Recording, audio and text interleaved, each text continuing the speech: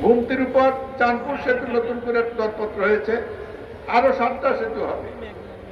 গোয়ালপাড় সালদা সড়ক এটা এলাকার চলে এসে মিশে যাবে, ওখানেও আরেকটি বড় সেতু হবে।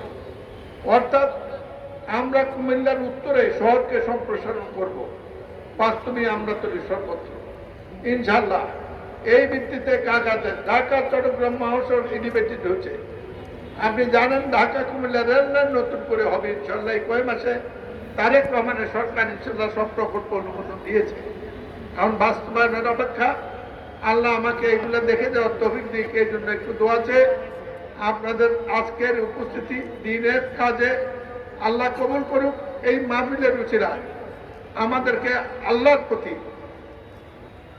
আল্লাহর দ্বীনের কাজের প্রতি এবং আমাদের আমলের প্রতি আরো মনোযোগ হওয়ার জন্য তৌফিক দিক, এই কামনা করে সবাইকে সালাম জানিয়ে আমার